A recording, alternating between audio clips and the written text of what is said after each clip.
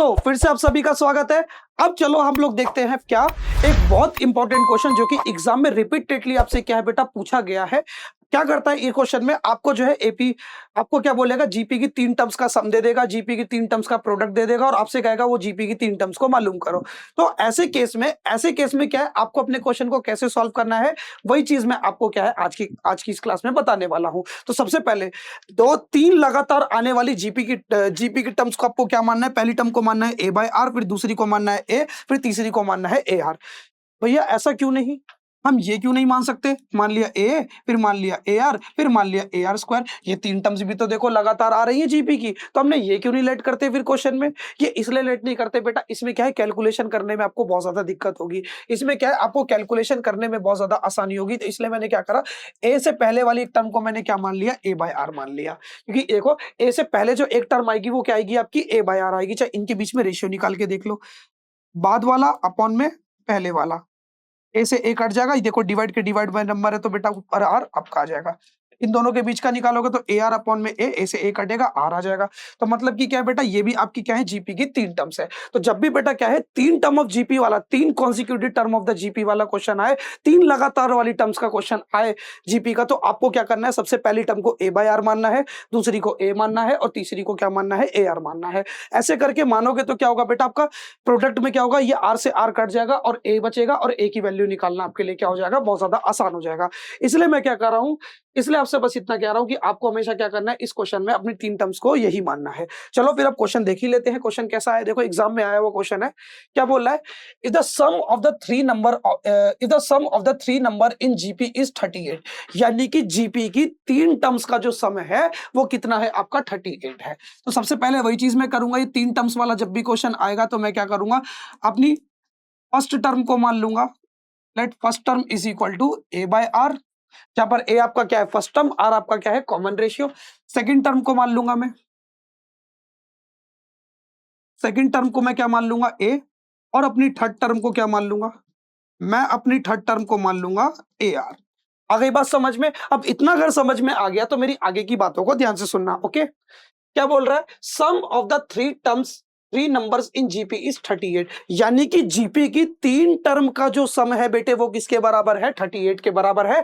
यानी कि मैं इन तीनों का क्या कर दूंगा, सम कर दूंगा। देख क्वेश्चन जैसा बोलता जाए ना तुझे वैसे ही करते जाना है, बहुत आसान क्वेश्चन है, कोई डिफिकल्टी नहीं है। उसने बोला सम जो है तीनों नंबर का वो किसके बराबर है, 38 के बराबर है, तो मैंने वही चीज करी, तीनों टर्म्स का सम किया और उसको इक्वल टू लिख दिया 38 और नाम दे दिया इक्वेशन नंबर 1।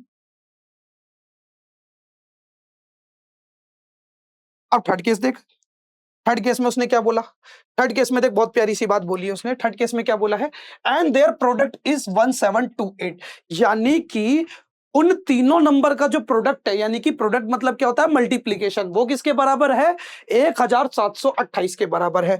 यानी कि अगर मैं इन तीनों नंबर को आपस में मल्टीप्लाई कर दूं तो इनके जो मल्टीप्लीकेशन का आंसर है वह किसके बराबर होगा, 1728 के बराबर होगा। अब देख तेरा ये आर से ये आर कट गया, अब बात समझ में आई, आई ना बात समझ में। मैंने ए बाय आर से क्यों शुरुआत करी, इसीलिए करी कि प्रोडक्ट में क्या हो, ये आर से आर मेरा कट जाए और केवल ए बचे और ए की वैल्यू प्यार से बहुत प्यार से निकल जाए। अब देख ए की मल्टीप्लाई ए से करेगा तो कितनी बार आएगा, ए की पावर 3। ए को 3 बार मल्टीप्लाई करेगा तो कितना आएगा, ए की पावर 3। अब देख तुझे क्या करना है, ए की वैल्यू चाहिए। अब ए की वैल्यू चाहिए तो तुझे क्या करना पड़ेगा, ए की वैल्यू चाहिए तो तुझे ये क्यूब का साइन हटाना पड़ेगा। तो एक साइड से जब तू क्यूब का साइन हटाएगा तो दूसरी तरफ क्या लगेगा, दूसरी तरफ क्या लगेगा, क्यूब रूट लगेगा। स्क्वायर का साइन हटाते हो तो स्क्वायर का साइन हटाने पर क्या लगता है, स्क्वायर रूट। ऐसी क्यूब का साइन हटाने पर क्या लगता है, क्यूब रूट लगता है। स्क्वायर में आपकी पावर 2 होती है तो 2 जोड़े में से एक जोड़ा बाहर आता है। क्यूब रूट में पावर कितनी है, 3 है, तो 3 जोड़े में से एक जोड़ा बाहर आएगा। आ गई बात समझ में। अब मैं क्या करूंगा, इस नंबर को तोड़ूंगा, 1728 को क्या करूंगा, तोड़ूंगा। पहली चीज है 2 के पाड़े में आ रहा है तो 2 अट्ठे 16, एक बच गया, 2 छीक 12, 2 चौक 8। फिर 2 के पाड़े में 2 चौक 8, 2 तिया 6, 2 दूनी 4। फिर 2 के पाड़े में 2 दूनी 4, 2 एक कम 2, 2 छीक 12। फिर 2 के पाड़े में 2 धाम 20, एक बचा, 2 अट्ठे 16। फिर 2 के पाड़े में 2 पंजे 10, 2 चौक 8। फिर 2 के पाड़े में 2 दूनी 4, 2 7 दूनी 14। अब देखिए 3 के पाड़े में आएगा, 3 नीम 27, 3 तिया 9, 3 एकम 3। यानी कि इस 1728 को मैं क्या लिख सकता हूँ, 1728 को मैं लिख सकता हूँ कितनी बार दो, 1 2 3 4 5 6।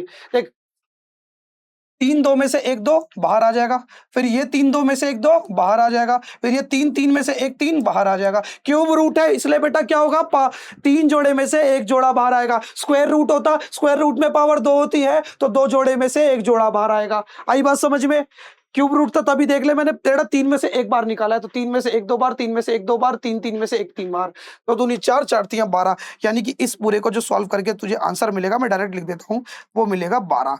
यानी कि तेरी जो ए की वैल्यू है वो कितनी आ चुकी है, 12 आ चुकी है। ठीक है, चलो अब इतना अगर निकल गया तो चलो अब देखते हैं नेक्स्ट पार्ट को।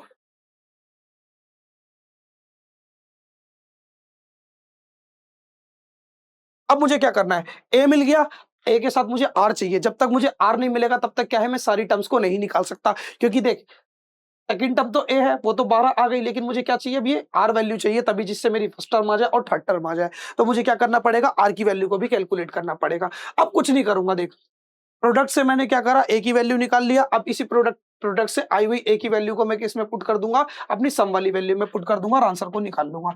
अब क्या करूंगा, putting the a is equal to 12 in equation 1। Equation 1 में क्या करूंगा, इसकी वैल्यू को पुट कर दूंगा।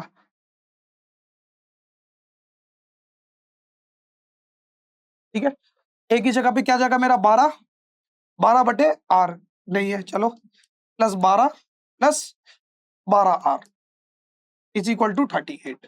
अब चल भाई इसको सॉल्व करते हैं, अब इसको सॉल्व करते हैं। अभी देख इसको कैसे सॉल्व करेंगे।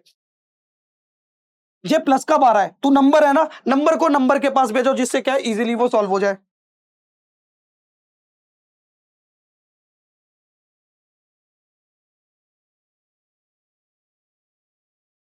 इतनी बात समझ में आ गई। अब 38 में से 12 माइनस कर कितना आएगा, 26 आएगा। 36 में से 12 माइनस करता तो 24 आता, लेकिन 38 में से करना है इसलिए आएगा तेरा 26। अब देख इधर देख, अब इधर तुझे कुछ नहीं करना, इनका डिनोमिनेटर ये फ्रैक्शन है ना, ये फ्रैक्शन आपके तभी ऐड हो सकते हैं जब बेटा क्या होगा, इनका नीचे वाला नंबर सेम होगा। अब नीचे वाला नंबर तो सेम है नहीं, तो नीचे वाला नंबर सेम करने के लिए क्रॉस मल्टीप्लाई, 12 एक कम 12 प्लस आर की मल्टीप्लाई 12 से 12 आर से करोगे तो 12 आर स्क्वायर, एक की मल्टीप्लाई आर से करोगे तो आर 26। अभी आर डिवाइड में इक्वल टू किधर जाएगा, तो मल्टीप्लाई में 26। इतनी बात समझ में आ गई। इतना समझ में आ गया कि मैंने यहाँ पर क्या किया, देखिए क्वाड्रेटिक इक्वेशन बन गया। इस क्वाड्रेटिक इक्वेशन को कैसे सॉल्व करना है वो भी सिखाता हूँ। अब देख यहाँ पर भी दो कॉमन, यहाँ पर भी दो कॉमन, यहाँ पर भी दो कॉमन, दोनों से क्या करूंगा, दो कॉमन बाहर, यहाँ से क्या करूंगा, दो को बाहर निकालूंगा, जिससे क्या है ये भी कट जाए। यहाँ से दो को कॉमन लूंगा ना, देख दोनों में, इन तीनों नंबरों में क्या कॉमन है, दो कॉमन है, इसलिए मैं क्या करूंगा, दो को कॉमन बाहर निकालूंगा। तो दो, दो को जैसी कॉमन बाहर निकालूंगा तो यहाँ बचेगा 6, 6 आर स्क्वायर, 6 6 आर स्क्वायर, दो मल्टीप्लाई में इक्वल टू किधर जाएगा, तो डिवाइड में 6, 6 r square is equal to 26 को 2 से डिवाइड करोगे तो कितना मिलेगा, 13 आर है ना। दो देखो मल्टीप्लाई में ना, इक्वल टू किधर जाएगा तो डिवाइड में, और 26 को बेटा 2 से डिवाइड करोगे तो क्या मिलेगा, 13, 13 आर। ठीक है, इतना समझ में आ गया। अब इस आर को बेटा इक्वल टू किधर ले आओ, पहले स्क्वायर वाले को लिखा, ये प्लस का इक्वल टू किधर आएगा, तो माइनस का 13 आर, फिर आर वाले को लिखा प्लस का 6 इज इक्वल टू 0। ये प्लस का 6 था ना, पहले नंबर को देखो नंबर पहले लास्ट में रहता तो नंबर को लास्ट में लिखा, प्लस का 6, ये प्लस का 13 आर था, इक्वल टू किधर आया तो माइनस का 13 आर हो गया। ये प्लस का 6 आर स्क्वायर था तो ये प्लस का 6 आर स्क्वायर, ऐसे का ऐसे ही था। ये बन गई आपकी एक और इक्वेशन। अब चलो भाई इसको सॉल्व करते हैं, इसको सॉल्व करेंगे। उफ, क्या बन गई, ये क्वाड्रेटिक इक्वेशन बन गई।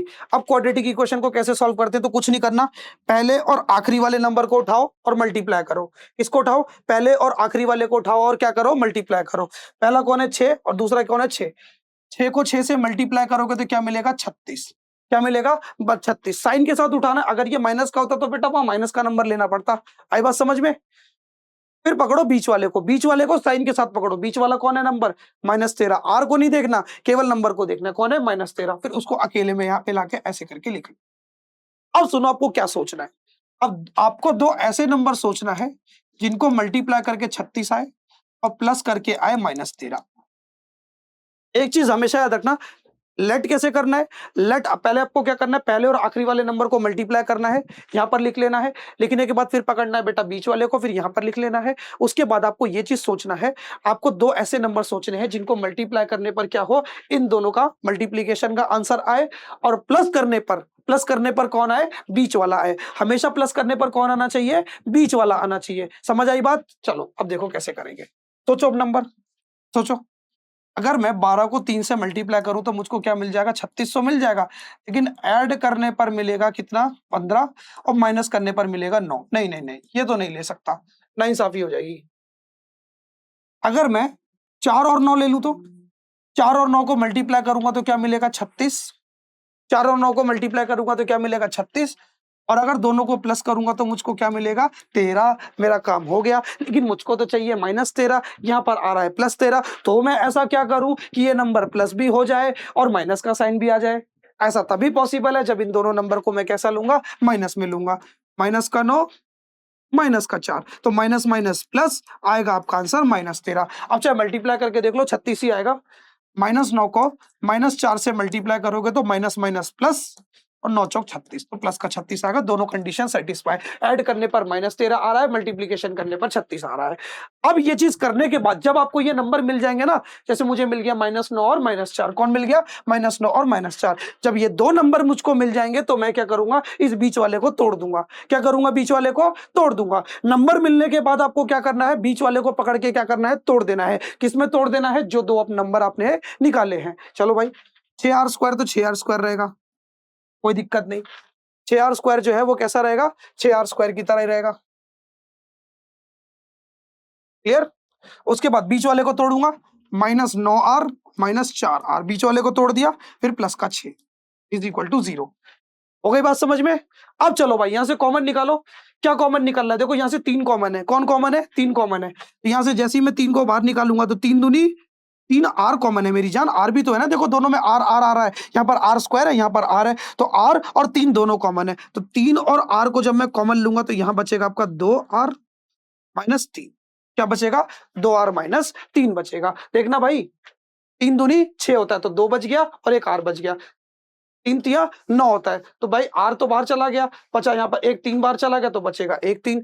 इसी प्रकार से यहाँ देख, यहाँ पर देख, तेरा पहला नंबर किस में है, माइनस में है। तो तेरा पहला नंबर माइनस में होगा तो तू हमेशा क्या करेगा, माइनस के साइन को कॉमन लेगा। किसको कॉमन लेगा, माइनस के साइन को कॉमन लेगा। तो तू जैसे यहाँ से क्या करेगा, माइनस, देख यहाँ पर क्या कॉमन है, पहले वो चीज देख।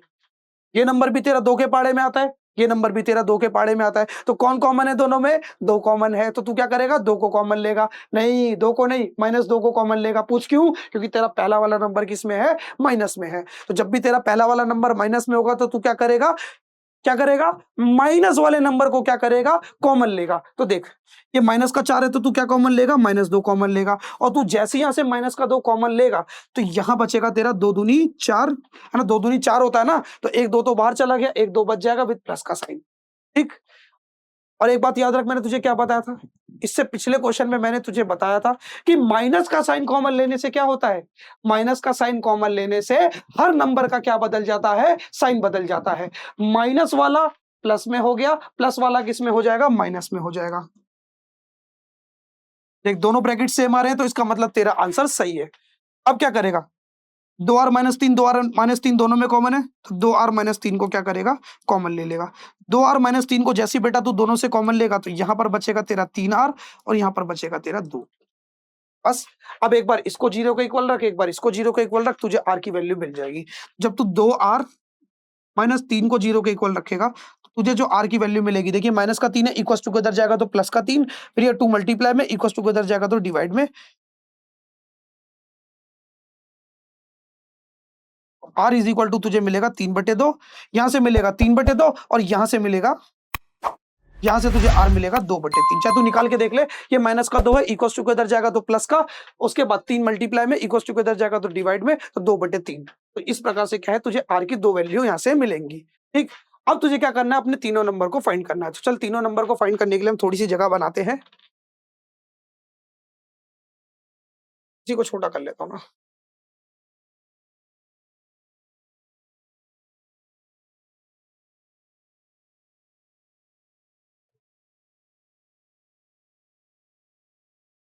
चल, थोड़ी सी जगह बन गई। अब देख, तेरी ए की वैल्यू तो फिक्स है, लेकिन तेरी आर की जो वैल्यू है वो 2 आ रही है। एक आ रही है 2/3, एक आ रही है 3/2। तो तुझे दोनों वैल्यू रख के तुझे क्या करना पड़ेगा, वैल्यू को फाइंड करना पड़ेगा। तो सबसे पहले मैं आर की वैल्यू रखूंगा 2/3, ठीक है। पहली वैल्यू क्या थी तेरी, a/r, तो a की वैल्यू कितनी आई, 12 बटे में r, r कितना तेरा 2/3, तो 2/3 डिवाइड के डिवाइड में जो नंबर आता है वो कहाँ चला जाता है, ऊपर चला जाता है। ऊपर चला जाता है, नहीं चला जाता, तो 12 कम 12, 12 24, ये 3 जो है बेटा कहाँ चला जाएगा, 12 के पास चला जाएगा और क्या हो जाएगा, मल्टीप्लाई हो जाएगा। तो 12 3 36/2 डिवाइड करेगा कितना मिलेगा, 18। पहला नंबर तेरा 18 आ गया। दूसरा a है तो वो तो 12 रहेगा, और जो तेरा तीसरा नंबर है वो क्या है, ए आर है। यानी कि ए की मल्टीप्लाई किससे कर दो, आर से कर दो। आर कितना है तेरा 2/3, तो 2/3, 3 कम 3, 3 चौक 12, 4 दूनी 8, यानी कि यहां से तुझे क्या आंसर मिलेगा, 8। तो तेरे जो नंबर है वो क्या होगा, 18, 12 और 8। क्या हो गए तेरे नंबर, 18, 12 और 8। चाहे तू इनके बीच का रेशियो भी निकाल के देख ले, तुझे क्या मिलेगा, सेम ही मिलेगा, सेम रेशियो मिलेगा तुझे। 6/9, 6/9 को डिवाइड करेगा तो 2/3, 2/3 यहां से भी मिलेगा। क्या मिलेगा, ऐसे भी तुझे 2/3 ही मिलेगा, ठीक है। अब देख, अब एक और केस है ना, 2 केस है ना इसमें। अब तू आर की वैल्यू क्या रखेगा, 3/2 रखेगा। आर की वैल्यू रखेगा 3/2 और ए की वैल्यू तो तेरी 12 फिक्स ही है। तो पहली वैल्यू क्या है, a/r, a/r है ना, तो a कितना 12 अपॉन में r, r कितना तेरा 3/2, 2 कहां चला जाएगा, ऊपर, ठीक। 3 कम 3, 3 चौक 12 और 4 दूनी 8। तो पहला नंबर तेरा आएगा 8। दूसरा ए है तो वो तो रहेगा, देख दूसरा ए है ना, तो वो तो रहेगा 12। फिर ए आर, ए यानी कि 12 को मल्टीप्लाई करेंगे आर से, तो आर कितना तेरा 3/2, 2 कम 2, 2 6 12, यानी कि 18। 8 12 18 उल्टा हो जाएगा जस्ट इसका। तो ले, ये हो गया तेरा फाइनल आंसर। आई होप ये अच्छे से तुझे क्वेश्चन क्लियर हो गया होगा, क्योंकि एग्जाम में लगातार ये क्वेश्चन पूछा गया है। तो इस क्वेश्चन के लॉजिक को अच्छे से समझ के जाना। हो सकता है कि इस बार जून 2026 में ये क्वेश्चन तुमको देखने को मिल जाए। ओके, आई बात समझ में? अगर ये क्वेश्चन अच्छे से समझ में आ गया तो वीडियो को लाइक जरूर कर देना दोस्त। ओके,